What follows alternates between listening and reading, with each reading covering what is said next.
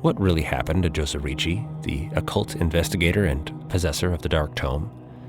Is whatever thing that may lurk just beyond that hidden doorway real? And is it dangerous? We'll learn today, just after this. There's a special kind of thrill that comes with finally getting something that's been in your shopping cart or on your wish list for a while. And that feeling is even better if you know you got the best deal for it. That's why the savviest shoppers shop with Rakuten. They get the brands they love with the most savings and cash back. And you can get it too. The idea is simple. Stores pay Rakuten for connecting them with shoppers, and Rakuten shares the money with you as cashback.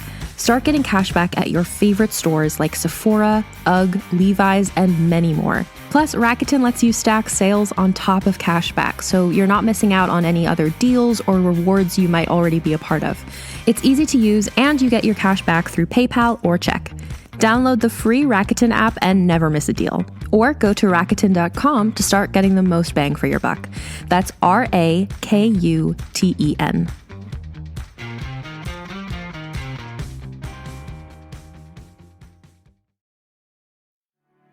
America's real history is one of giants who overcame all odds, overcame slavers and robber barons. And what did we do? Well, everyone knows we invented the internet, but we also invented the middle class, the 5-day work week, the teenager, the automobile, and the space race, and we're just getting started. We've been through far more chaotic times than this one, with some of the most incredible leaders on the planet, and they're ready for us to pick up where they left off. Our real origins connect us back to reality, each other, and a whole new cinematic universe to empower and inspire. My name's Matthew Cook, and I'm the host of American Origin Stories, now playing wherever you get your podcasts, or you can learn more at realm.fm. Hi, this is Fred Greenhalgh, host of Undertow, Realm's podcast taking you under the surface and into the weird and the wicked. Today we're again turning over the mic to Christopher Reinaga, the host of the Point Mystic podcast, who'll be guiding us through the second part of Point Mystic's journey into the Dark Tome. Before we dive in, a quick reminder that if you like what you hear, you can find more Point Mystic by going to pointmystic.org or by searching Point Mystic wherever podcasts are served.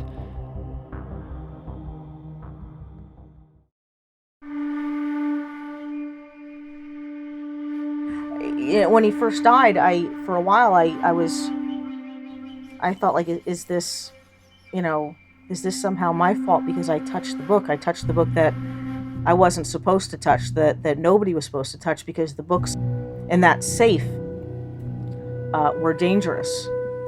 But, he had told me it was a book that was going to make the world better, and I think he believed it. I think he really thought that, but now I'm not really so sure.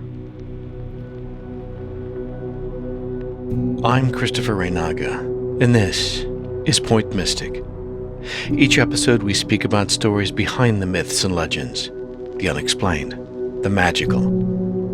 Today we bring you the second and final chapter in the tragic death of Dr. Joseph Ricci, the destruction of his research into doors to other worlds, and of the disappearance of one of the most infamous books in occult history, the Dark Tome.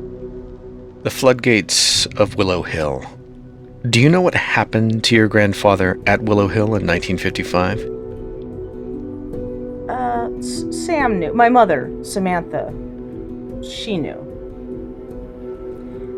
She was there. She survived, and I mean she survived because she was a young girl and she was, safe in her bed back in town. But I know that whatever was out in those woods killed our family. The floodgates of Willow Hill is one of the few deeply researched cases that survived Ricci's death. The details survive in the famous case study published in the New England Journal of Supernatural Studies. In 1955, Dr. Joseph Ricci finally discovered one of the floodgates he had been searching for so long, in an unnamed story of the Dark Tome. That story led him into the backwoods of New England, to a place called Willow Hill.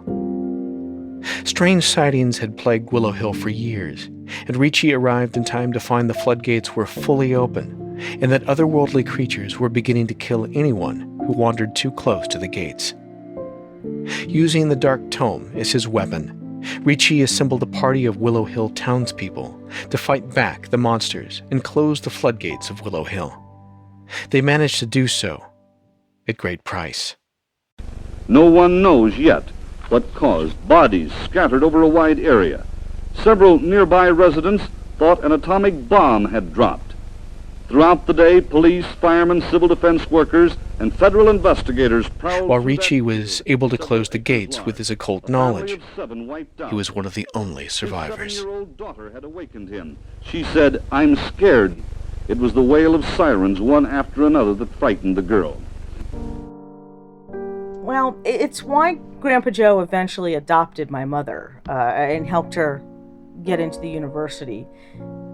She was orphaned too. She was the only one in our family left alive by what happened out there. And I think that Grandpa Joe saw that, she was wicked smart, really smart. She was driven. She wanted to be educated, and she loved books. She wanted to be well-read, and I think he appreciated that. I think he saw something. He saw a fellow reader, a fellow searcher of knowledge, and I think he wanted to help foster that. Now, I don't think he told her the real details of what happened out there, but at least not until she was an adult. But I'll tell you, I think she already knew. Sometimes I think when something really bad happens to you or happens to your family, something really tragic, I think that thing connects to you somehow. It bonds itself to you, and you just sort of know. You can just sort of feel its effects and feel it.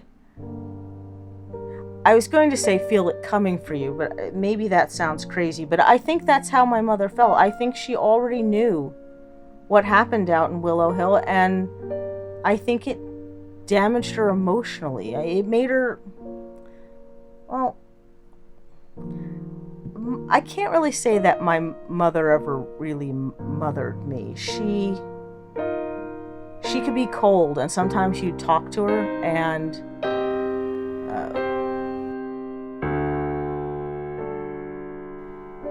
so I can't, like I said, I can't really say that she mothered me. She wasn't really that kind of mom, but that was more Grandpa Joe's role. He's the one that raised me. The tragic events at Willow Hill changed Ricci forever. He'd confirmed, for himself at least, what his mentor, the Magus, had believed was true. That somewhere beyond these other worlds dwelled a dark force, waiting to devour every world it could touch. Bringing the full influence of Miskatonic University to bear, Ricci began to cautiously use the book to study doorways to other worlds, some like our own, others so strange as to be alien, searching for evidence of worlds tainted by this dark force. It would prove to be an elusive search. But Ricci was committed. With the Dark Tome in his possession, he vowed that what happened to Samantha Larson's family and the people of Willow Hill, and to his own benefactor, the Magus, would never happen again. Oh, Ricci, he was definitely on the side of the angels, at least far as where he believed the book come from and what it could do. He become one of the world's experts on places where there was all kinds of supposedly concentrations of doors and portals into other worlds, Bermuda Triangle, the Mystic Headlands, light at the end of the world.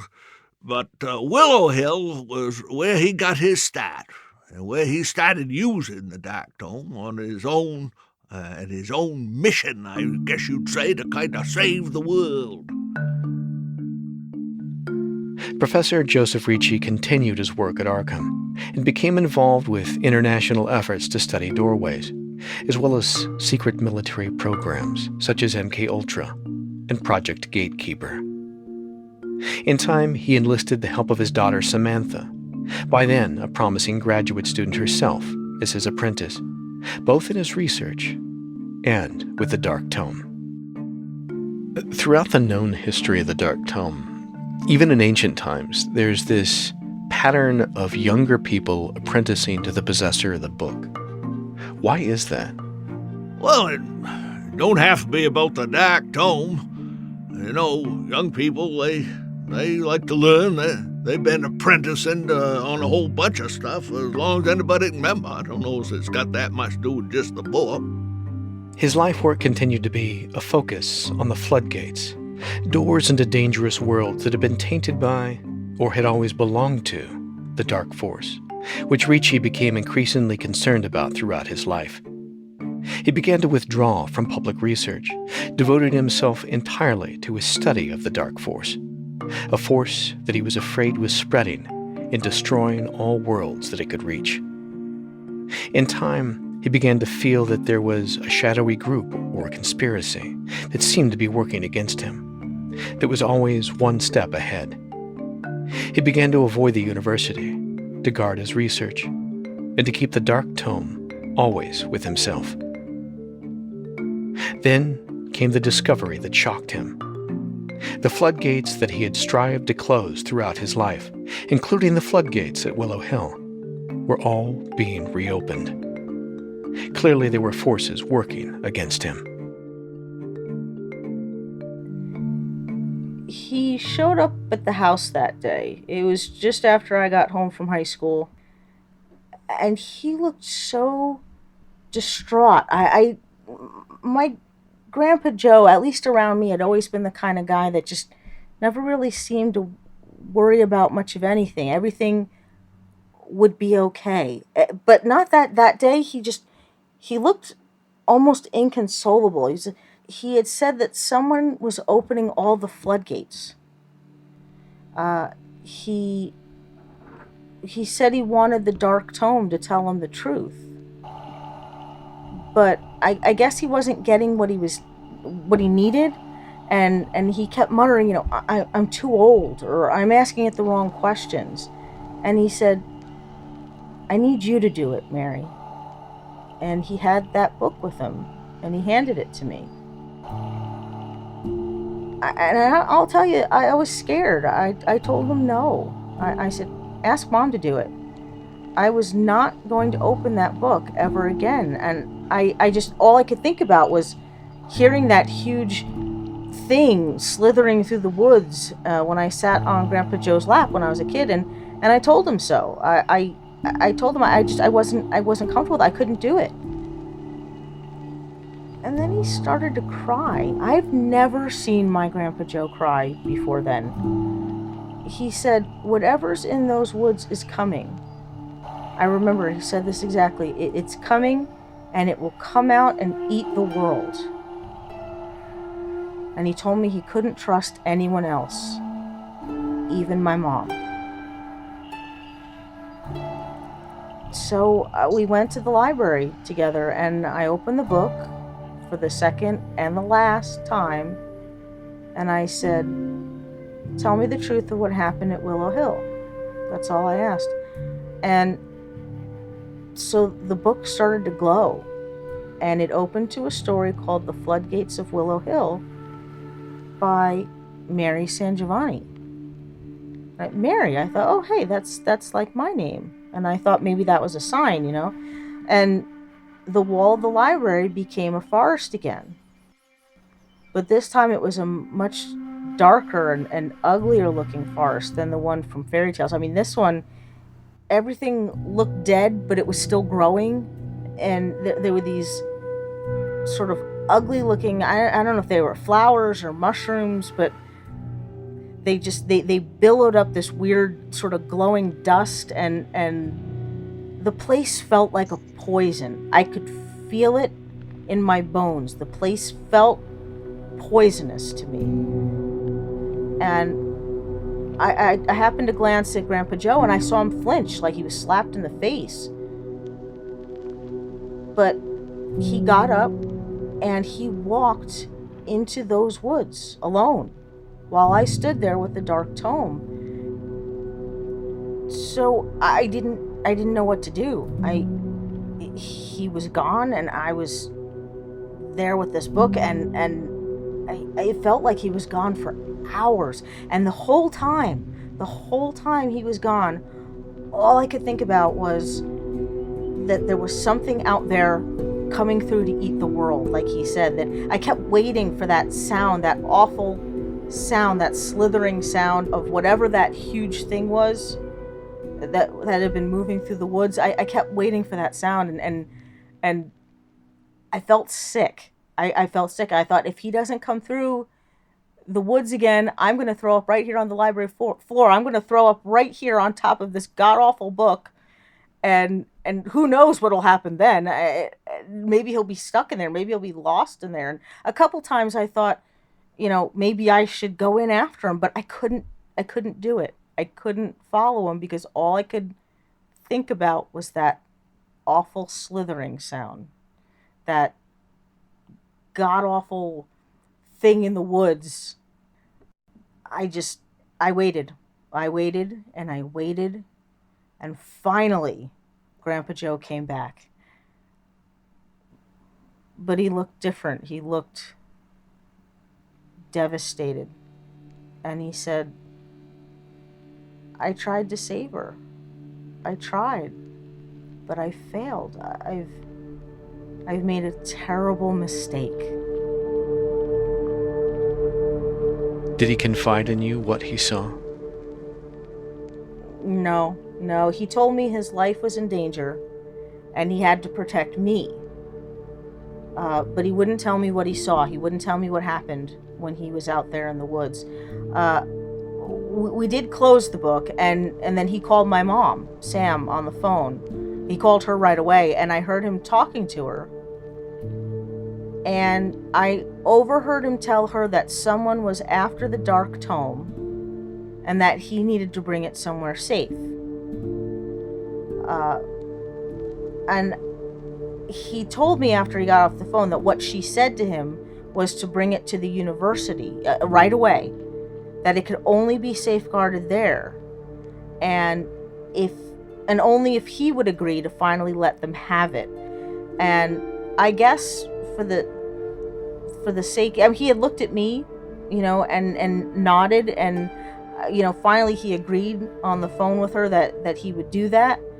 And I think it was really to protect me. I think he thought whatever had happened, this book was some kind of doorway, and he had to make sure that it was shut and locked and padlocked and put someplace where it wasn't ever going to hurt anybody. And he said he'd get on the road right away and he'd be in Arkham by nightfall.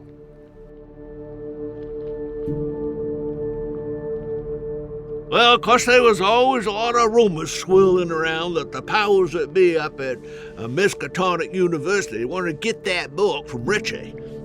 He'd got to be quite a big deal with that, and they knew it. He'd found this magical artifact, become the crown jewel of the university's research, and I'm pretty sure they figured they'd be a lot safer if it was in their hands, not his. Then he walked straight past me to his big black Cadillac, this big boat of a car that he drove, and I tried to talk to him, to tell him I was scared, that I didn't know what was going on, and he shushed me like someone was there watching us. And I remember that made me even more scared, because I thought, what if something had followed him out of those horrible woods and it was just something I couldn't see? But he was a man on a mission. He went to the car and came back. And when he came back, his arms were filled with notebooks and case files and film reels and all kinds of stuff. And it was all of his research on doorways. I know that. They were labeled. He brought them to his desk in the library, and he piled them up on the desk until they were literally spilling on the floor. Then he started piling up things on the floor, and he kept going back. It took several trips, and he just filled up the floor space with all of this material on doorways. And I remember thinking, like, how could there be so much of this information out there and so many people don't know? How could there be that many doorways? I sure as hell hope not, but he piled it all up on the floor, and then he locked the library door behind us, and he said, "This'll be safe here for now." Then Professor Ricci turned around, the white book in his hands, and told his granddaughter to leave their home and not come back.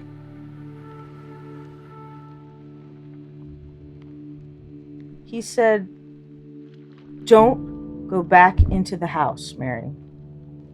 Not until it's gone." He said, I was so stunned. He just stood there, the book in his hands, and he wanted me to go. And I didn't kiss him goodbye. I didn't even say goodbye. I just left the house. I remember I walked down that long tree-lined driveway, and I was kind of in a daze, and shortly after I heard his car coming up behind me, and I stopped walking. I thought he was coming to pick me up, that he was coming to tell me he was sorry, that everything was going to be okay. I mean, he'd always told me everything was going to be okay, and he didn't even slow down. He looked at me as he passed, and I can see his face in my head. Even now, I can see it.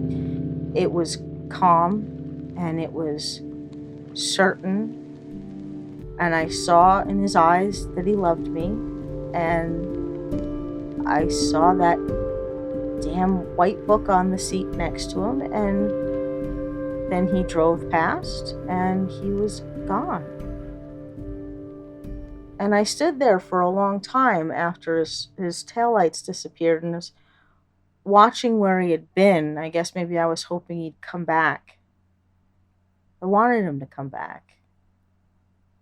But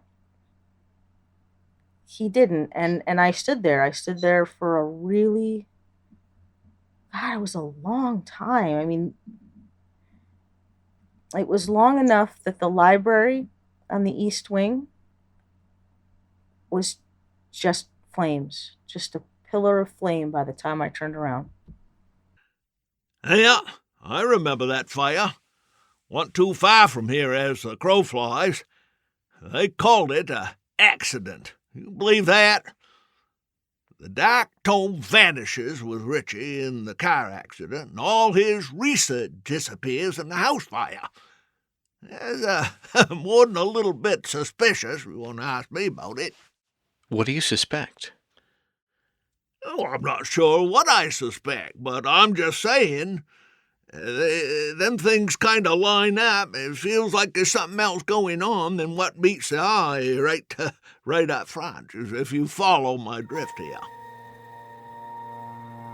On Sunday, March 18th, 1979, at exactly 5:03 p.m., Dr. Joseph Ricci's Cadillac DeVille broke through the guardrail of the Highway 95 bridge near Simpson Falls, Maine.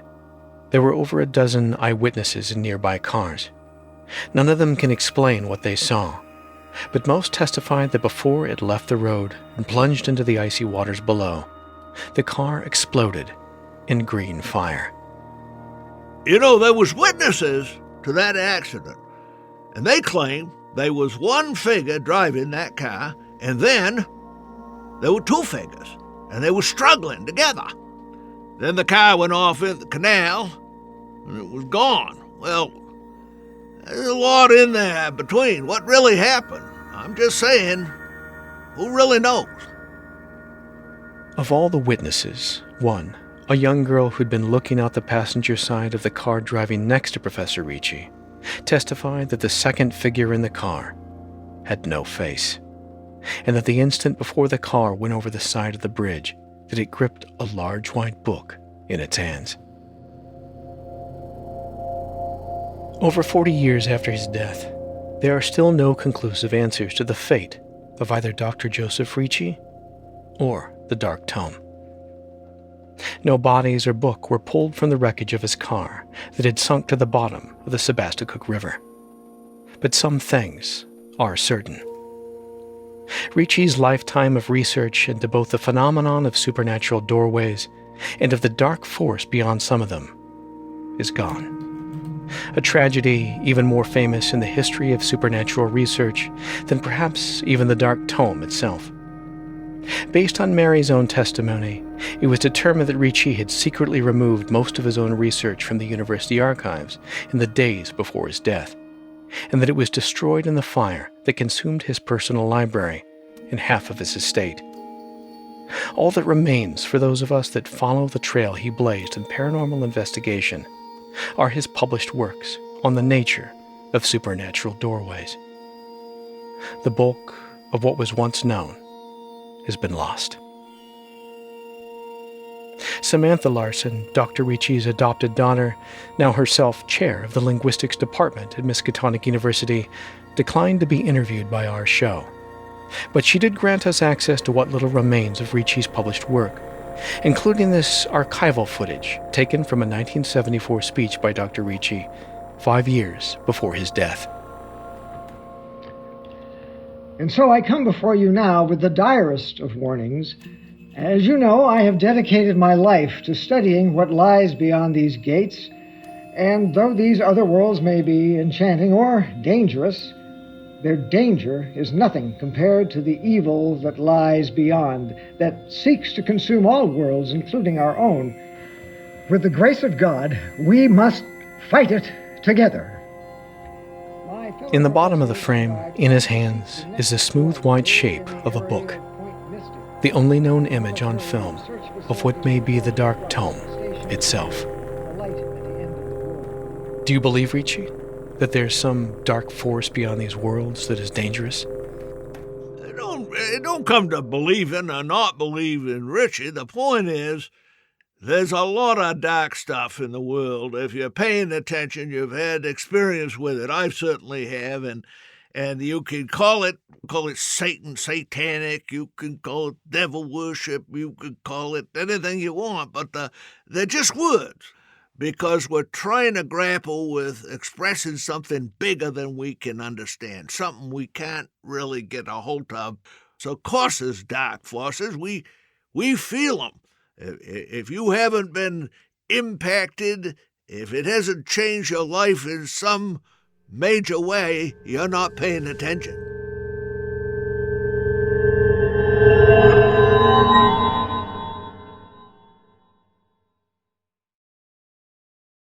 Hi, listeners. This is Jason Liu, creator of Birds of Empire. I am beyond excited to introduce our new season and dive back into the world of New Dakota. Birds of Empire follows 4 young people from the clans of New Dakota: the Bears, the Rams, the Birds, and the Wolves. Each hero we follow will struggle with their own demons, burdens, and hopes as their battles play out across a sprawling, lush, and brutal landscape unlike any that's come before it. Birds of Empire is a modern folk epic that blends elements of history, fantasy, and myth to tell the story of an incredible world that might one day be. Book 1, The Dawn Age, introduced us to the world and the heroes who call it home. Book 2, The Seed of White Rock, continues our heroes' journeys as destinies collide, revolution brews, and new alliances are formed. All things return. Follow now on Apple Podcasts, Spotify, or wherever you're listening to never miss an episode. Your grandfather believed that there was a dark force beyond our world that wanted to enter it and possess it. Do you believe that's true? Yes, I do. I do. I know that a lot of times fairy tales were written to teach kids about danger and to help them process the world around them as being a dangerous place. And Grimm's fairy tales, I mean, they never shied away from the ugliness of the world, but what I think is out there is what the fairy tales only hint at, what goes far beyond the wolf in the woods. I really believe that there is something out there that wants to hurt us, something that, as my grandfather said, wants to eat the world. And I hope to God I never come across it, because I'm not so sure that there is anything else out there in other worlds that could protect us from it. You are a rare bookstore owner, right here in the town where Ricci lived and where the Dark Tome disappeared. What would you do if it reappeared today, right here in your hands? Well, I don't know.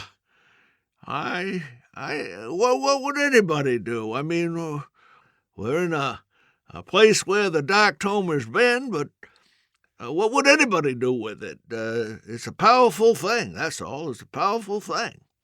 Does the Dark Tome still exist? Well, look, why wouldn't it? Let's put it this way. Why would anybody think something that has been around, as far as anybody can tell, centuries, generations, lifetimes, in and out of people's hands, as far back as anybody can remember, why wouldn't it be around? But let me tell you something, chummy. I'd be a little cautious as you go forward looking into the Dark Tome. Mary, you are, as far as anyone knows, one of the last people, if not the last person, to see the book. Do you think the Dark Tome still exists? No. It's gone. It's gone. Along with my grandfather. They're both gone. Did the book meet its end in the fatal car accident that claimed the life of Joseph Ricci? What of his warnings of a great evil that may exist somewhere beyond the floodgates? The world may never know. In the intervening years since Ricci's death, rumors have surfaced that the Dark Tome still exists, that it was found at an estate sale, that it was discovered by a teenage witch, or is in the hands of a powerful cabal, or is housed safely in the secret archives of the Vatican. But like its enigmatic origins, there may be no truth that we can ever know about the curious history of the Dark Tome and the evil that it foretold.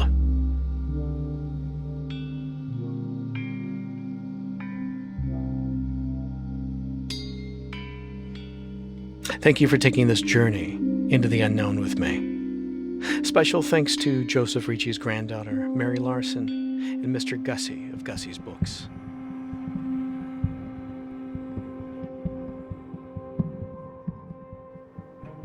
And now, an update to our story.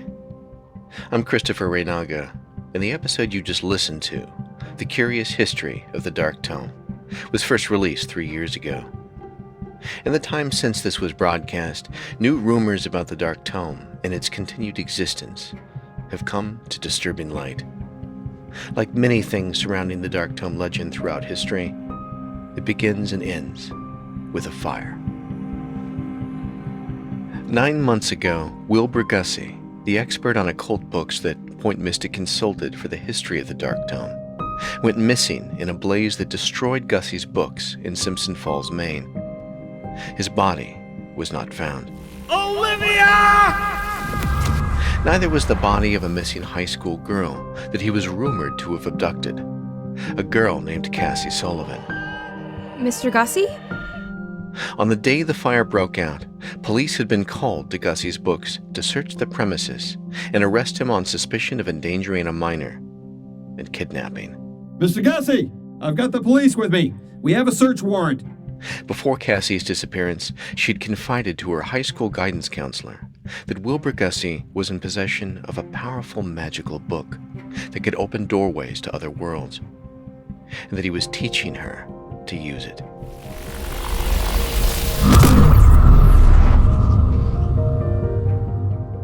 Was this book the Liber Tenebris, the Dark Tome?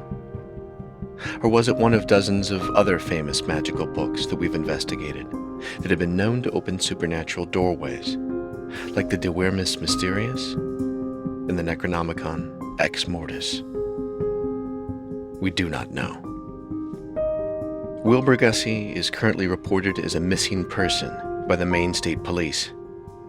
Like the strange disappearance of Dr. Joseph Ricci that began our tale, he too has vanished without a trace. Then, last month, Simpson Falls, Maine, made national headlines. The surgical wing of Sebasticook River General Hospital burnt to the ground in a 5-alarm fire that could not be affected by water or chemical retardants. A fire so hot that it appeared to burn pure white. Nurses and patients of the wing described an apparition of a young woman standing in the center of the burning ward, an ethereal white book in her hands, from which poured light and flame. Who was this mysterious figure? Are either of these strange events in Simpson Falls related to the disappearance of the Dark Tome in this town 40 years ago? We may never know the truth, but there's one thing that we have learned that may be certain about the Dark Tome itself. That is the final event that compelled us to update this episode for you now. A recent phone call from Mary Larson, Professor Ricci's granddaughter. I have to tell you something. Mary, hold on. I'm switching on the phone recorder, all right? I have to tell you something. I lied about the book. Grandpa didn't have it with him the night he died in the car accident. I think he meant to burn it in the library with all of his notes and research. I think his trip to the university was a distraction to keep people that wanted it from stopping the fire in the house. It must have been our family Bible he took with him in the car. Not that it did him any good. When he told me to leave, he told me to never forget the story of the Golden Phoenix from the Brothers Grimm. Don't forget it, Mary, he said. And I thought he meant the monsters slithering in the woods. I didn't know what he really meant until I found it. I found the Dark Tome in the ashes of the library. It wasn't there before, but I watched it come back from its own ashes 3 days after he died, like a phoenix. I saw it happen. And I didn't want anything to do with it. I was only 16 years old. I put it in the big piles of furniture and things for the estate sale. And when Mother sold the house, and the book went away. The book just went away. Why are you telling me this? The Dark Tome, it's come back. It's come back to me. Right here in Simpson Falls. I found it. Or it found me, and it wants to tell me a story. Mary, listen to me. I've opened a doorway. I'm leaving this book behind. I don't need it anymore. I'm walking into the dark woods. I'm going to find out what's making that terrible sound, that slithering. Can you hear that? That crunching? I'm going to find out what's coming to eat the world. I'm going to find out for Grandpa Joe. Mary, can you hear me? Mary?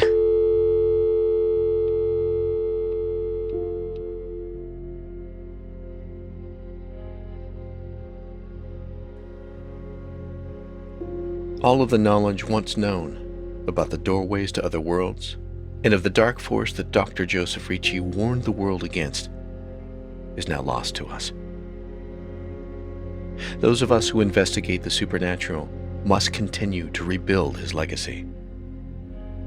Research into supernatural doorways and the places where they're concentrated must continue. But some artifacts that are associated with those doorways may be too dangerous, as dangerous as the dark force that may lay beyond some of those doors. Only one thing is certain. Somewhere out there, the Dark Tome does still exist. Waiting.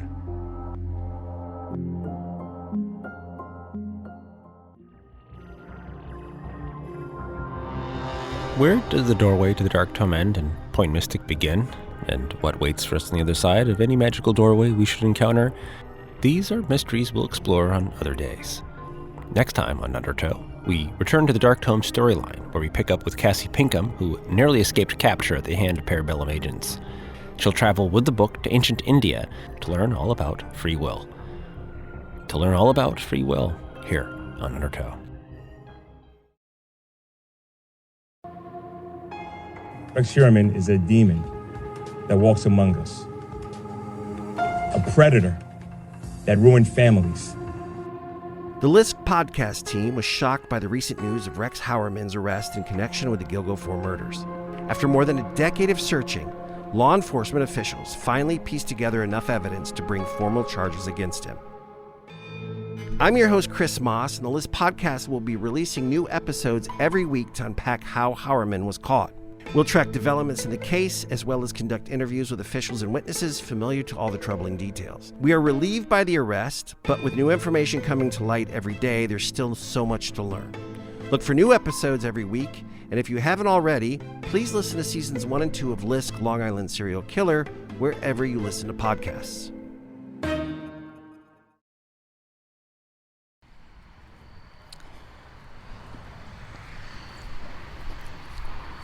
Oof.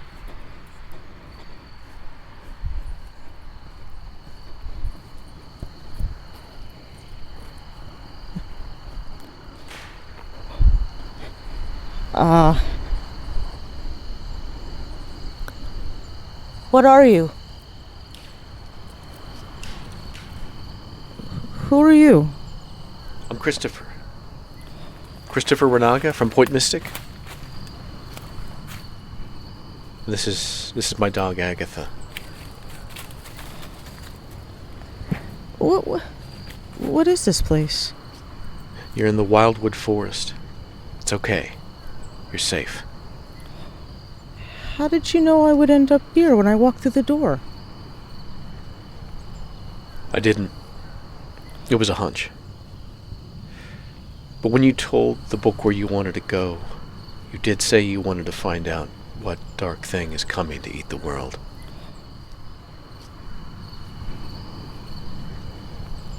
Welcome to Point Mystic.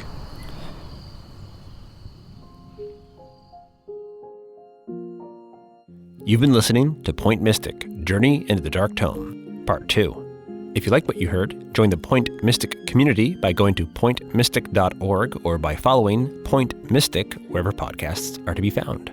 This episode is a work of fiction. Names, characters, places, and incidents are either products of the creator's imagination or are used fictitiously. Point Mystic, Journey into the Dark Tome was written and produced by Christopher Renaga, featuring characters from the Dark Tome, created by Fred Greenhalgh and William DeFries, as well as The Floodgates of Willow Hill by Mary San Giovanni. Story development and script editing by Marguerite Croft. Mary San Giovanni's novel, Beyond the Gate, is available now. Christopher Renaga is your host and narrator for Point Mystic. Mary San Giovanni is the voice of Mary Larson. Tim Sample is the voice of Mr. Gussie. Jim Hadlow is the voice of Joseph Ricci. This episode features the theme from the Dark Tome, Februar by Peter Van Riet, with additional music by Blue Dot Sessions. Point Mystic is distributed under a Shared Worlds Creative Commons Attribution Non-Commercial Sharealike 4.0 International, which means you're welcome to share and redistribute the material as widely as you like, share with your friends, make community, and make art together. Undertow is a production of Realm, hosted by Fred Greenhalgh, produced by Mary Hasdoli, associate produced by Nicole Kreuter. Executive produced by Fred Greenhalgh, Molly Barton, and Marcy Wiseman. Original theme by Hubert Campbell. Find more shows like Undertow by following Realm on Apple Podcasts, Spotify, or at realm.fm. Realm is your portal to another world. Listen away.